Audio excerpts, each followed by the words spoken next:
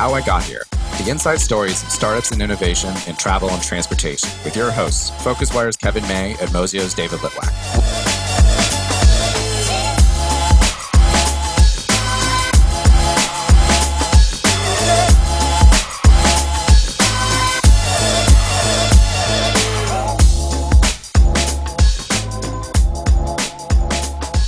Hello and welcome to How I Got Here. Today we have Terry Jones on the podcast. Terry is best known for spinning up Travelocity out of Sabre and as the founding chairman of Kayak. He's also written 2 books on innovation and disruption off. Thanks for joining us today, Terry. Well, it's great to be here. Thanks for having me. So we like to start every podcast with the same question, which is how I got here. Well, it's kind of a funny story. I thought when I left college I was going to Vietnam. That was going to be my travel, but I got rejected for the draft because of my eyes. Ended up going around the world for a year with 2 guys. Came back and said, I want to get in this travel business thing. So I went to night school and went to work in a travel agency. 6 months later, my manager and I did a startup. So I started a company that did travel to Eastern Europe and the Soviet Union, built it into the 50th largest travel company in the U.S., got interested in computing, jumped to a computer company that sold computers to travel agents. 6 months in, that company was sold to American Airlines. And so I was at American for 18 years in marketing, and then in IT, I ran applications, I ran all the computer operations, and eventually became CIO. When I was CIO, they gave me this tiny little online thing that we had on AOL called Easy Sabre, and it was about 1995. And, the question we debated as soon as I got there was, why isn't this on the internet? As the internet had just been deregulated. So we put it on the internet, and it's a longer story we'll get into. Ran that for 6 years, took it public. Eventually, Sabre took it private. When they did that, I left. We can talk about why.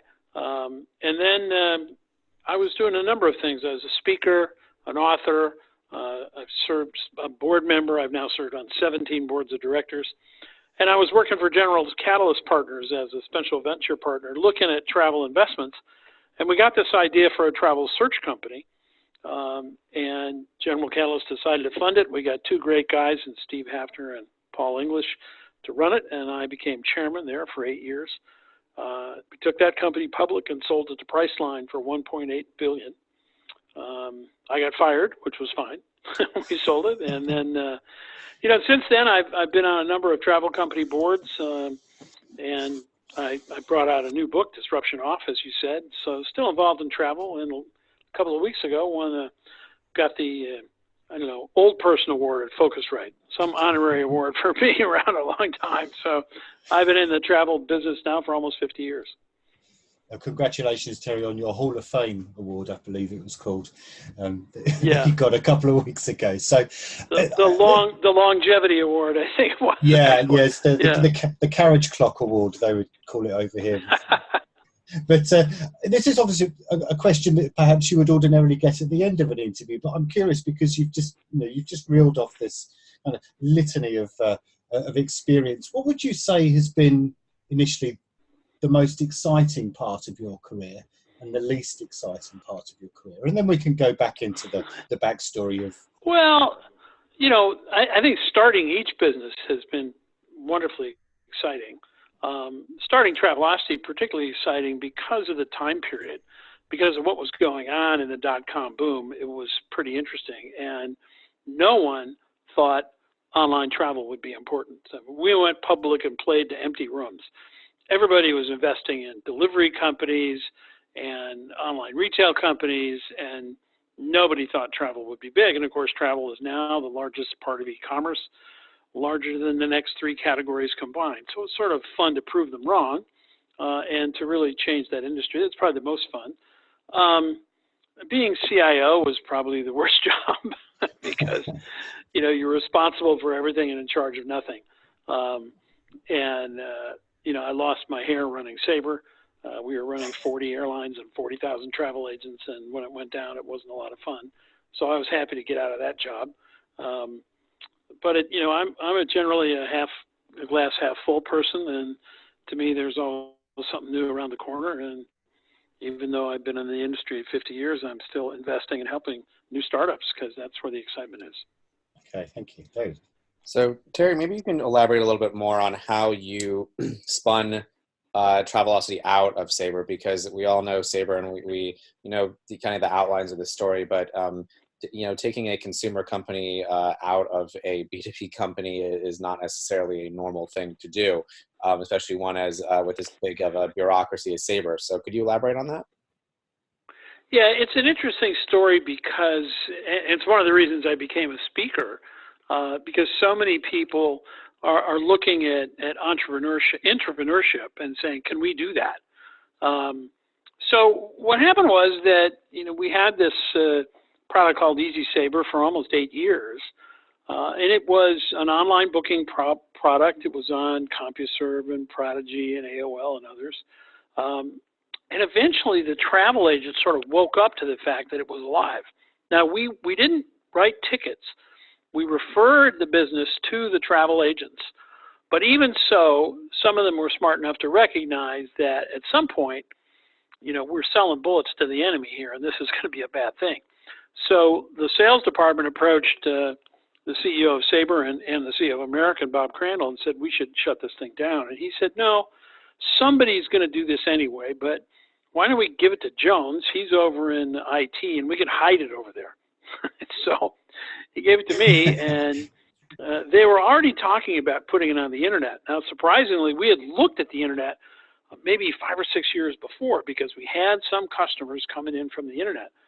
But of course, you really couldn't do business on the internet. It was illegal at that time. It was still a government entity. So now it was open and we could do it. We put it on the internet. We actually partnered with another company who did content, and we weren't sure whether booking or content would be big. They owned the URL and we owned the name. It was kind of a Mexican standoff. And it became clear pretty quickly that booking was what it was going to be. The company started growing, and I said, hey, I want to go do that full time. So I left the CIO position. I went over to run that. And then it was about, how do you do a startup inside a big bureaucracy? And there are kind of 4 things that we did that I think were pretty important. The first was really organizational structure. So we convinced Sabre to let us be sort of our own department. And we stood on our own 2 feet. And then we started trying to decouple the individuals from their own departments. So in the beginning, finance lent us people and IT lent us people. Eventually, those people worked for us directly. That was a long battle, took a couple of years. But until we were all together and really had the same incentive, it was tough. It was like a committee, not a business. The second thing I did was I moved out of the building. We needed more space, so I found some abandoned space that American owned at a strip mall, and we went over there. That was important because, again, it was about building a team. Funding was also important. Our funding was held by the CEO of Sabre. It wasn't part of the marketing budget where it normally would have been, because they would have stolen all our money for a Super Bowl commercial or something. So it was important to have kind of a black bag CIA budget. And the last thing was staffing. I fought to bring in people from the outside. And American said, no, you have to hire from the inside first. And I said, I already have those people. I want different people. So I brought in, finally got permission after 6 or 8 months, a bunch of young people from all kinds of interesting startups who had a different view how the world could be changed. They didn't know travel at all. And they were then combined with the suits, right? The .corp, who knew travel very well, but weren't much into change. And if you put those people together, it was like cats in a bag. They fought like crazy. But out of that crucible grew, eventually a multi-billion-dollar travel sales company. So organization, location, funding, all very important in terms of really decoupling us from the bureaucracy, but using the big parts of American and Sabre when we could. Their big name opened doors, was easy to get money, space wasn't a problem, but we had to deal with the bureaucracy and the rules. You said something really interesting there. You used a phrase that if someone's going to do this, and I feel like cannibalization is a term that comes to mind that I feel like I hear a lot. and there's seems to be a lot of companies that can't get past that. There's companies that can't get past the idea that Uber is eventually going to put car rental out of business. You know, if it's cannibalizing a business right now, they kind of can't see several years ahead. How did you fight past that? And did you just luck out and that you had a CEO who kind of got it, or did you have to make that case? Well, I think both. Certainly, Crandall got it. I mean, he was a very entrepreneurial guy, even though he ran a huge structured company. In fact, there's a great story that when I went to him, I needed $1 million for Travelocity, and I went late one night all by myself to go present to him. Usually he would have a bunch of minions. It was just the two of us. And I was pitching for this $1 million appropriation request, and he said, okay, well, I get the Travelocity thing, but I don't understand the internet. So explain to me who owns the internet and how is it structured and planned? And I started trying to explain it. And of course, there wasn't any way to explain it. I mean, it grew organically, right? Nobody planned the network. They just connected to it. And there was no central organization. That was very hard for him to understand because he was a huge central planner of this massive airline with 100,000 employees. And he listened for a while. He said, go away and come back Monday. Try again. So I spent the weekend trying to figure out how to tell him, and I used some examples that it takes some time to explain here, but they didn't work. And eventually he said, okay, I still don't understand the internet, how it works and who plans it, but here's your $1 million. So I got to start anyway. And he was supportive. And a lot of people in the company thought it was a good idea, but most people didn't because we were directly competing with our customer, travel agents. And that was scary. And we got to the point where a lot of people thought we were wasting money. And they said, rightly, that if we gave them $1 million, they'd make money. You give me $1 million, I would lose money. And so Mike Durham, who was head of Sabre at the time, said, let's have a debate. So we put all the VPs in a room, and we set up a structured debate, for and against selling Travelocity. I was not allowed to participate. I had to sit on the sidelines. We mixed the teams up, and we had this debate. And luckily, Travelocity won, so we didn't sell the company. And it got all the bullshit out on the table. All the reasons were there. And it really brought us together as a team around, we should keep this thing. It's going to be big, and we should make more money. Years later, I ran into Durham, and I said, what would you have done if they'd said sell it? And he said, well, I wouldn't have sold it, but I'm not quite sure I would have pulled it off if the team actually said sell it. Because he didn't want to sell it, but he knew instinctively we needed to change the culture. So it's very difficult. And, I talked to the head of innovation at Philips Lighting when they brought out the LED lamp, which was, of course, was antithetical to the incandescent bulb, right? It lasted longer, it was cheaper. And he said, the person I looked for to lead the business was a bit of a dreamer who knew the system. And I think that's kind of important. I've always been a little bit of a dreamer, but I could move inside of the Sabre and American structure. I knew the levers of power, and that's important when you're trying to run a small venture inside a big one. When did, Terry, it's Kevin here, when did you feel that, was it that moment when you had the kind of the debate that you felt that you were accepted by the organisation as a whole, or did you always feel perhaps that you were the kind of the young upstart within a massive organisation?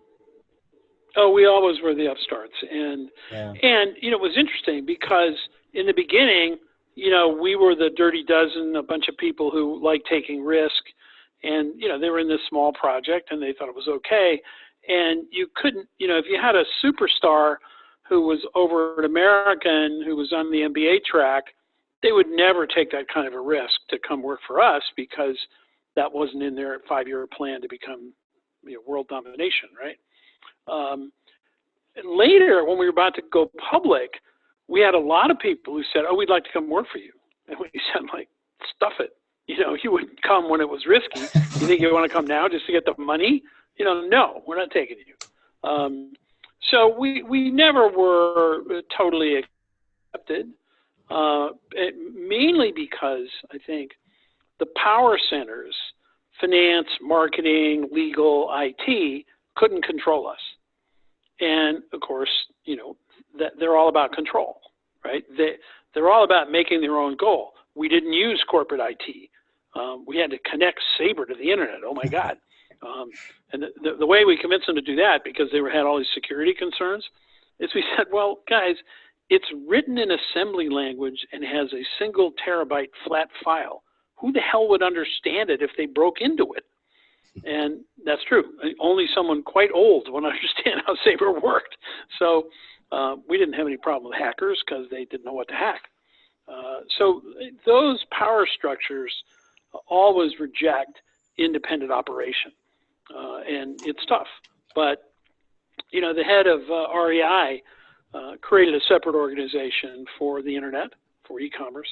And she said, when our internet department grew up, we turned the org chart on its side and poured the internet in and made everybody responsible for it and got rid of the division. And that's one thing you can do. I mean, corporations in the 1900s had departments of electricity. Well, they don't have them now, of course. So when something's new, sometimes you have to separate it. When it grows up, you can spin it out, make it a separate division, or, as REI did, dissolve it into the organization because everybody understands what to do later, once technique has caught up with technology. You brought up a really interesting point. I was literally, I think you kind of half answered my next question here, but I think sometimes when big companies have a head of innovation, they've siloed away innovation, and it can sometimes be a sign that the company's actually not taking innovation very seriously, because they kind of want to show their board that they're taking it seriously, but not actually, and they can kind of have that person spin wheels somewhere. Other times, and people could make the case that you should be integrating innovation at all points. You kind of half answer that when it came to like a new type of technology like the internet or electricity. But how do you feel about that when it's not necessarily around a new transformational technology, but just generally a culture that has maybe become stale and just is not innovative? Is it better to silo away, or is it better to try to kind of change the internal culture, piece by piece? I think you have to change the culture, and you have to do it from the top down. I was speaking, because I do a lot of public speaking, at a big insurance company, 100-year-old company.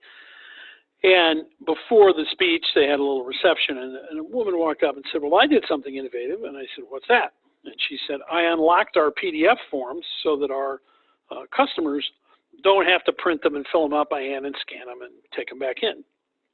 And, I didn't want to say to her that the IRS did that like 10 years ago. But to them, it was innovative. And certainly to her, it was. I encouraged it. I thought it was awesome, right, that she did that on her own in the forms department.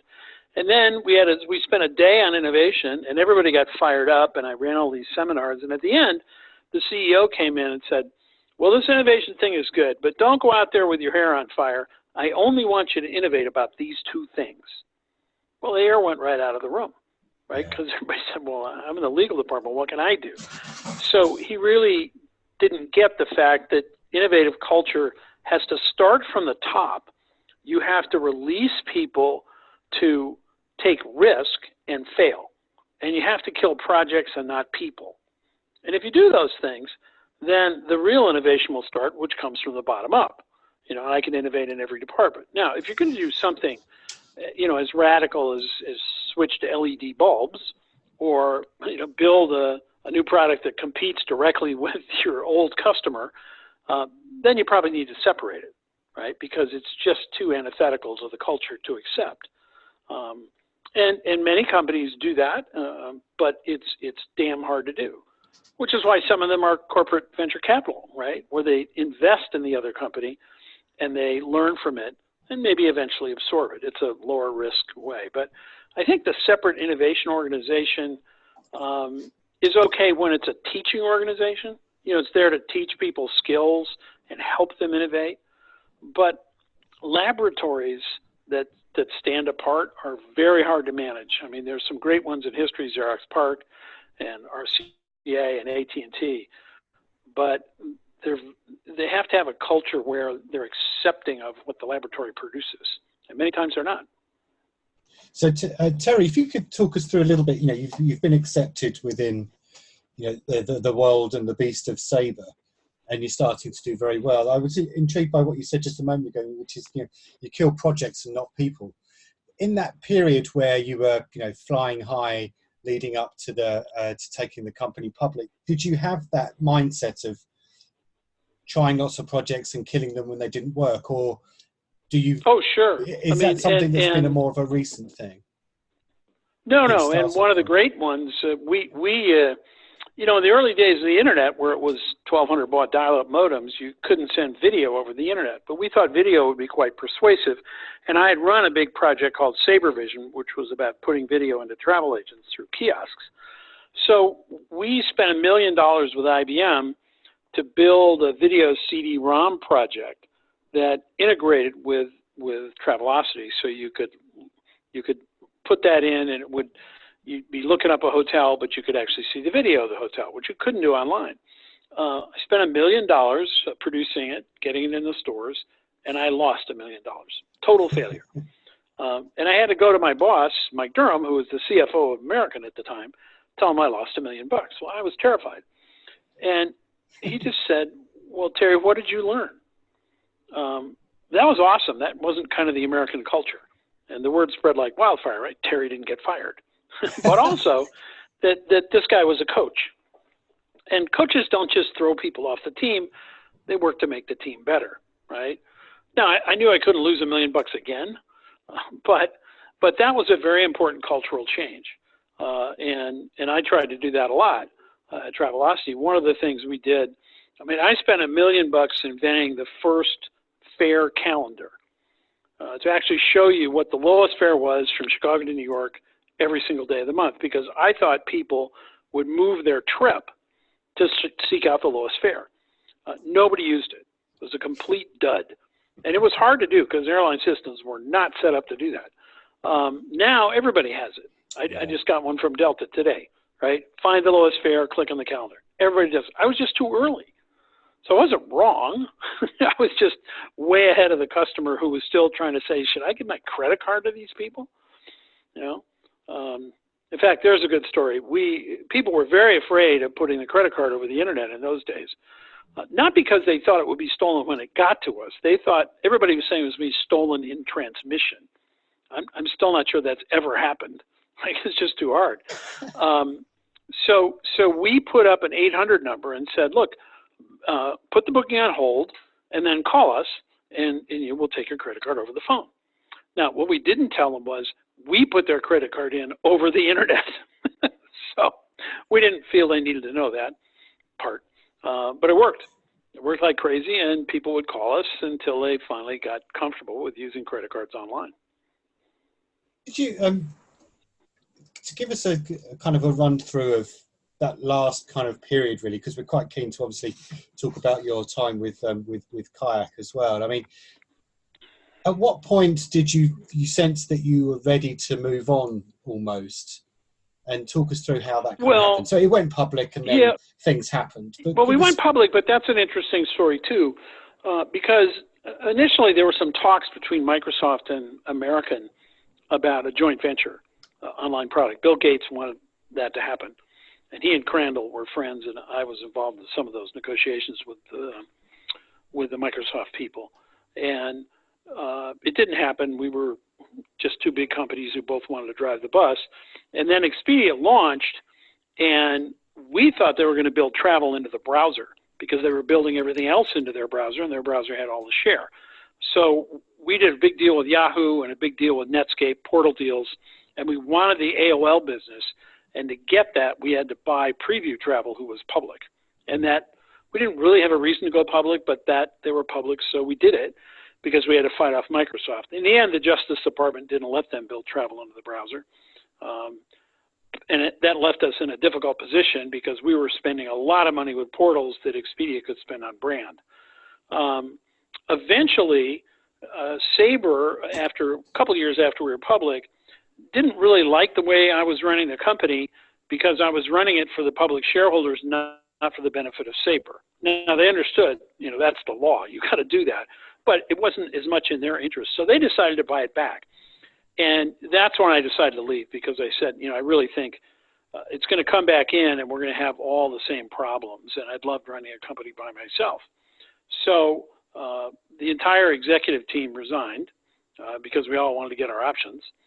And what happened is kind of instructive in terms of entrepreneurship. They layered all the corporate structure back on top of Travelocity. Initially, or along the way, put a finance guy in charge of a marketing company.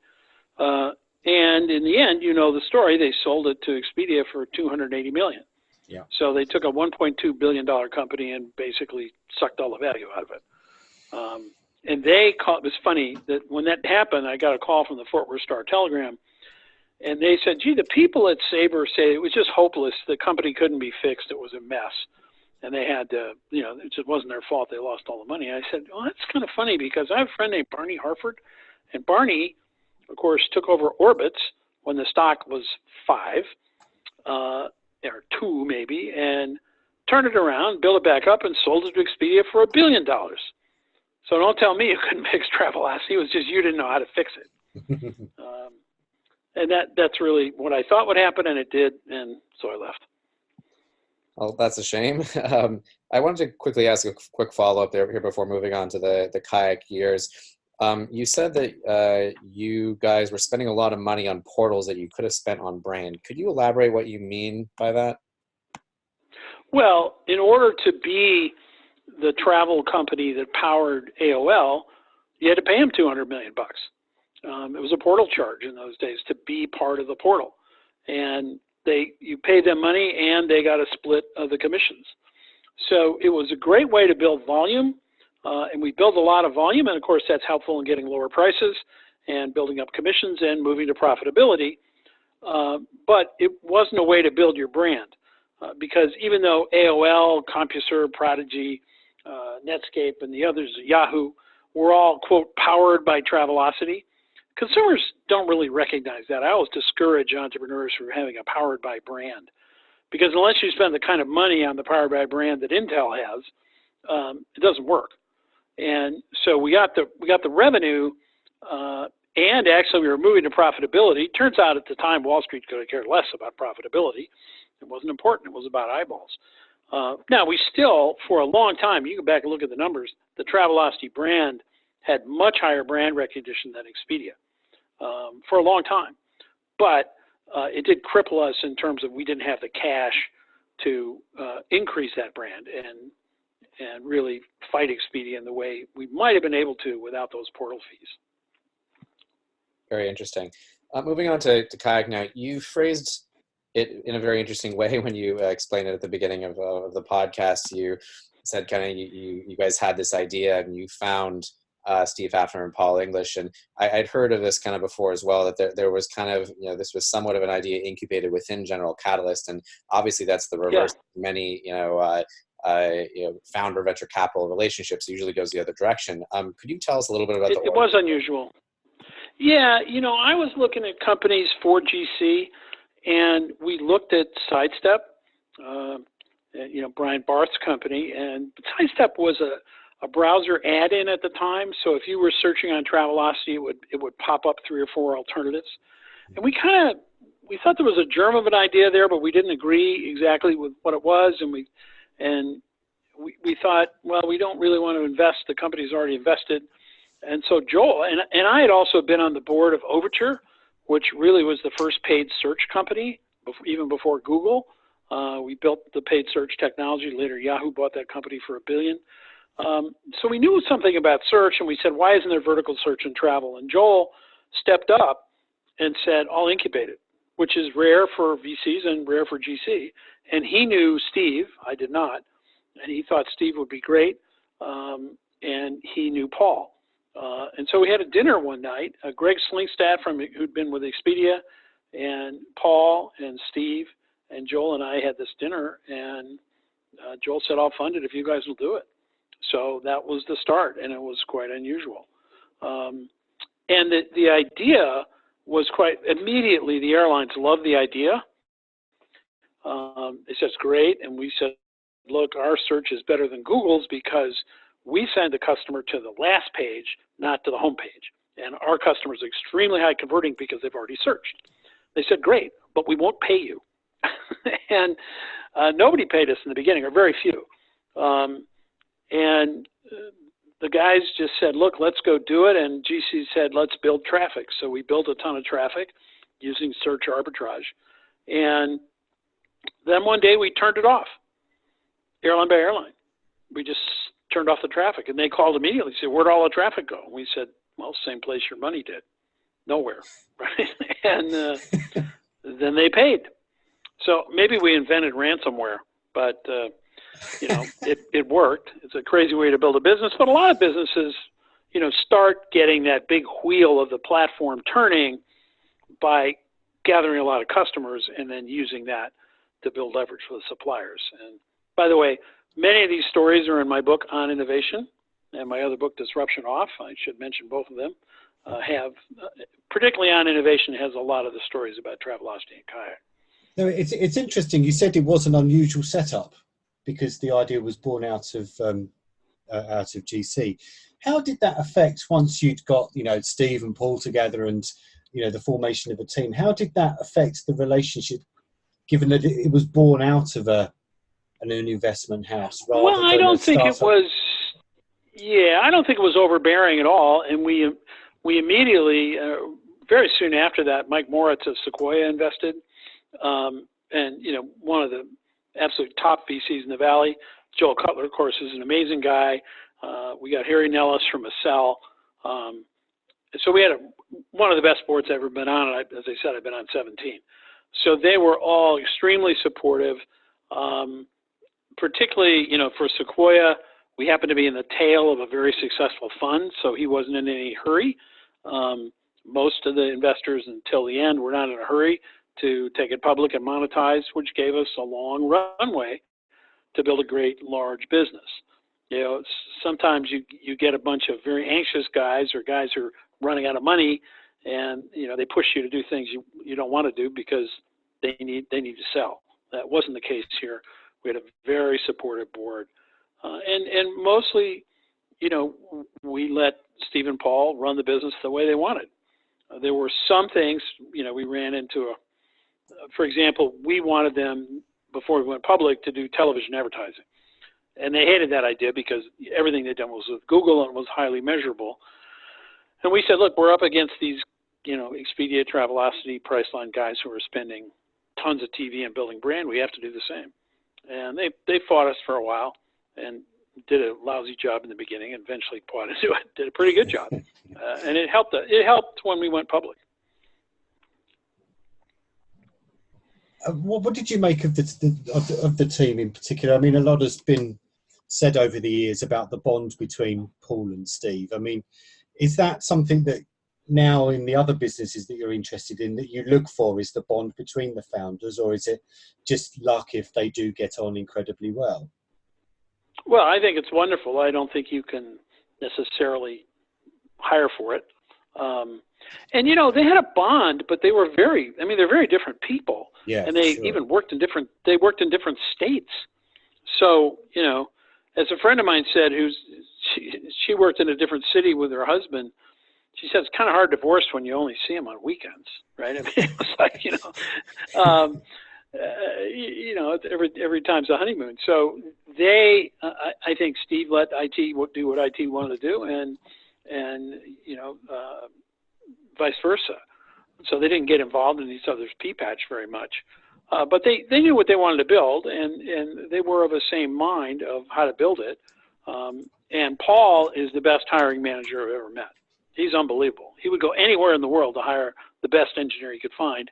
And when he hired that guy, he would say, who's the smartest person you know? And he would go hire that guy or gal.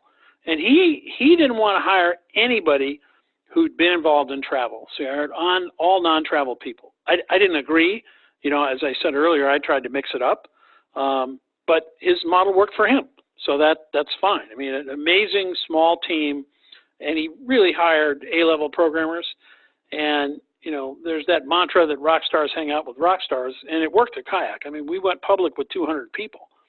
Kayak, Travelocity had 3,000. Part of that's the business model, of course. Kayak doesn't have customer service. We're not a travel agency. We didn't issue tickets, so search business can be smaller. But we also had fantastically talented people. It makes a real difference. I want to delve a little bit more. You kind of said that you guys were sitting around and had this insight. Could you delve a little bit more into what that insight was? Like, what about the traditional online travel agency market maybe wasn't satisfying the customer need that you thought like a Kayak that referred off to someone else did? And how do you feel about the fact that now most of these meta search are actually now incorporating booking? Yeah, it's kind of funny. Well, I mean, the idea was this. We kept trying to figure out at Travelocity, and Steve was doing the same thing at Orbitz, why we were converting 3 to 5% of uniques into customers. Where did the rest of them go? Right? I mean, if Walmart had a back door 95% the size of the front door, and 95% of the people went out the back door, they'd go broke, right? But in e-commerce, it's sort of, that's traditional. Well, that's crazy. And so in looking at those customers, we'd all done the research, and we knew most of them eventually purchased either from a competitor or from the supplier, because people wanted to buy from Marriott or Delta because they felt they'd get their mileage, they'd have better customer service, they could get a refund. There were a whole lot of reasons. So we said, well, why don't we just build a site that searches everything, and when you click, you can book direct. And that's what we did. Now, it is interesting that Steve never really wanted to make that the advertising tagline, which, of course, Trivago does. Kayak has never really said that, search everywhere and buy direct. It says search everywhere. And he, many times, wanted to turn us back into a travel agency early on. And that story hasn't been circulated much, but it's an old story now, either by buying someone else or eventually, creating booking on our own. And that was controversial in the company. We didn't do it until just before we went public, I think. And I think because we didn't advertise that we were just a search company, a lot of people thought we were an agent. We weren't any different than Expedia. So we really built a tremendous amount of share, I think, mostly because of the UI. We were the first to have filters. Paul worked tirelessly to make the thing blindingly fast. We had the best mobile product, far and away, and they have, an amazing, 100 million mobile users, some crazy number. So we differentiated on UI. We were easy to use. We did compare everybody, and people said, gee, it was easier to pick where they wanted to book. And, I think that had a lot to do with the success of the business. It is surprising now that more of them are coming back into the other model, because then they're just peas in a pod. It's interesting, Terry. I mean, how did you, as the chairman of the company, kind of want to guide them in terms of expanding internationally? Because I think some would say that the international expansion of Kayak has been perhaps not as successful as some would have hoped, and that was in part due to, certainly, where I am in the UK, we had some travel supermarket back in the day, but in particular Skyscanner. So how did they approach internationally? I think they blew it there, and I said so for sure. The team came to us and said, we think we can run international from Connecticut. And the board and myself in particular, and Greg Slingstad, who had been with Expedia, said, we think you're wrong. We don't think you can do it. And they said, yes, we can do it. We're different. We're search. We can do it. And they tried and they failed. So it's one of those things as a board, you don't really want to lay down the law. You can recommend. You can cut off funding. You can do a lot of things, but generally boards don't do that. So we let them try, and they failed. And then they went back and started either building their own offices or buying competitors. But it was slow, and they missed the bubble there. It was too bad. But look, Paul and Steve are great guys. They're also pretty arrogant guys, and they have a lot to be arrogant about, right? Because they built $1 billion business, or sold it for almost $2 billion. They're going to guess wrong. I sure as hell have as a CEO. It's going to happen, even if you get advice not to do it. So, if that's the only thing they did wrong, and they certainly did more things wrong than that, but they did a hell of a lot more things right than they ever did wrong. So I still think they're an amazing duo. I wanted to ask you kind of a funny question here. I think for a couple of years, it was almost a staple of Focuswire to have Steve Hafner on stage insulting Hipmunk. It's kind of blatantly. Yeah. I think you would often refer to it as road or something like that. Hipmunk is a feature. Well, so that's actually what I kind of wanted to ask you about. It's funny. I remember hearing some stat at one point that something like 80-90% of the people only touch one or two filters on Kayak, and it's the price filter or something like that. And the point that person was trying to make was that all the fancy UI was kind of beside the point and geared towards 1 or 2% of the market, and you guys were catering to the other 90 plus. I just, I think it's a way of bringing up a wider question around competitors and positioning. And how did you guys think about what features to focus on? And you just said it was a feature. So why was that not an important feature? Well, actually, we had that feature and we put it in, right? Not everything Hipmunk did, but, we put in and tested fare maps and fare prediction, which I think is part of it now. But, you find that, again, Hipmunk, on a size basis is kind of a small fraction of how big Kayak is, right? So they found a niche. There are very passionate people who like it. They're passionate people who love Travelocity today and won't book an Expedia, even though, amazingly, the UIs are identical and the prices and back ends are identical. They fall in love with the brand. My dad was a madman advertiser, and of course their biggest accounts were beer and cigarettes. And I said, Dad, how come the biggest accounts are beer and cigarettes?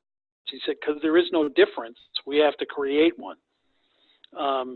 So sometimes, people start with something and they like it. I think the other part about Kayak that we really concentrated on was speed, and speed does kill. The numbers in all the studies prove that the faster you are, the more people buy.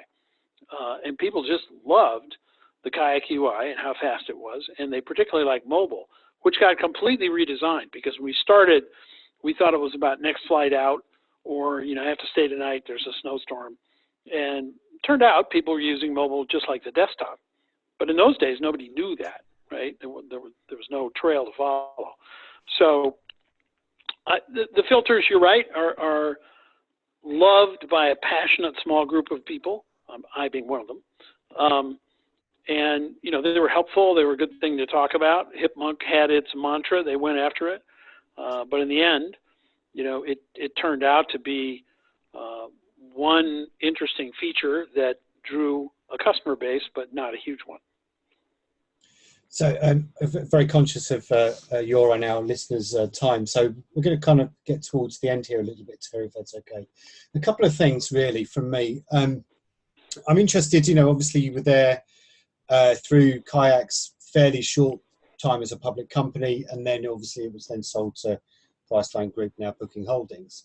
Once that period in your career ended, was that a moment for you to say, okay, I'm not going to dive into the extent that I have with other companies. I'm now going to kind of spread myself around other things by sitting on boards and things like that. So that's the first part.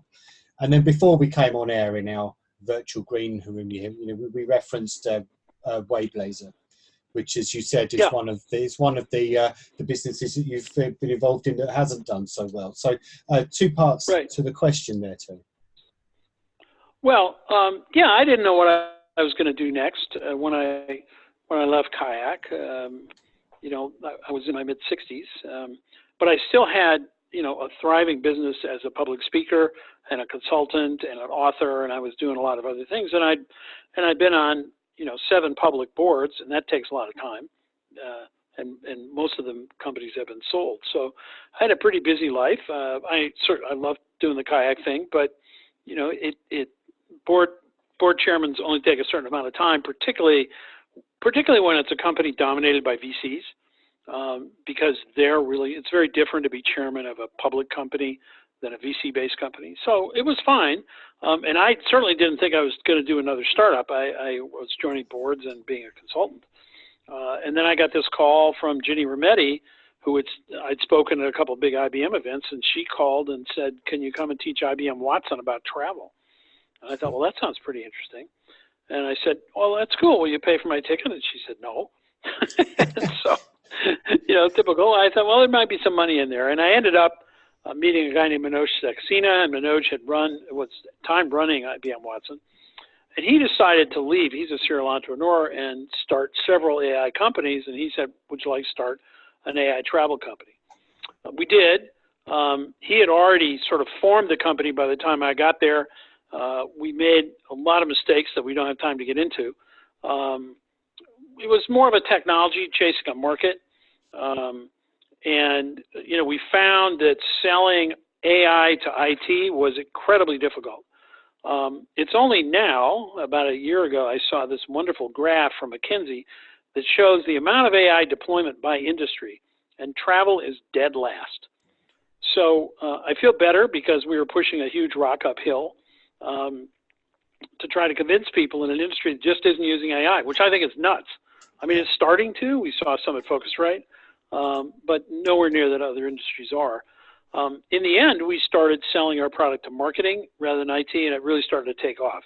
Unfortunately, by that point, we'd also gotten into the real estate market, and that investment turned out to be a bad one.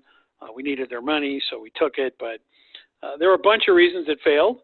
But I don't feel bad. We learned a lot, and we built some great products that really did well, that dramatically increased conversion. I think it's sort of like the fare map. We were just too darn early. And you look at Paul English's company, Lola. I think they've had maybe $50 million of investment. I think we had 15. They still haven't created a rocket ship over there. I mean, he's done well, but they've changed their story 2 or 3 times. Now they've got a great partnership with American Express, and they're no longer doing more back office work, I think, than front office work. So, the path to success in a startup is a winding road, and you don't know where it's going to be. I'm sure Paul will find a way through it, and they've got enough money to survive. But most of the other AI travel startups have been sold or they're gone. It just hasn't worked, and that's too bad for the travel industry. I think they're going to miss out, because with machine learning, the one company who does have it and is learning is going to clean your clock, because they're going to learn way faster than you are. Just finally then, Terry, I mean, it's interesting you said, it failed, but you learned a lot. How did it, if you could give us a kind of like a personal perspective on how that must have felt for you after such a long road of success, did you think it was a bit of we would say a blot on our copybooks here in the UK, but Well, no, I don't think so. Particularly at this point in my career, I'm not going to do another one. But look, in Silicon Valley, sometimes failure usually opens more doors, and I lecture about that. That you have to be willing to fail, and I don't think if we failed totally due to bad management, then we'd have a blot. But I had a terrific CEO in Noreen Henry. She fought till the last dog died to keep the thing alive. We had a great team. The entire team was hired within 2 weeks. So they were all superstars. But I think what I learned is, we started with a technology and went off to solve a business problem rather than a business problem first. So we were shopping technology to a lot of people. That's a dumb idea, and we thought we knew what to solve, and we didn't. And SaaS was new to me. B2B was new to me. We initially were going to be B2C, and that's a business I knew better. B2B selling is way harder to get IT managers to open their purse. So there were a lot of things that we zigged and the market zagged. We tried to be nimble, but in the end it didn't work. I've learned a bunch of things that I wouldn't do the same way, and many of them you can learn about in my wonderful book, Disruption Off, which really talks about disruptive technologies, from AI to 3D printing to whatever, new business models that's the first part of the book. But the second part of the book is, what can I do about it? How do I build a nimble organization, and this is for your listeners who are in big companies, that can keep up with the pace of technological change? What do I need to do no matter what's happening? So you'll find it a quick and easy read, Disruption Off. As you've spent so much time with us, we'll happily put a link on the on all the introductions for this. David? Oh, great. Thank you. Yeah, thanks, Terry. So I know we've really enjoyed this, but we're out of time today. And this has been How I Got Here, Mozio and PhocusWire's podcast about innovators in travel and transportation. And thanks, Terry. It's been great to have you. Thanks so much, Terry. Well, thanks. Congratulations on the podcast.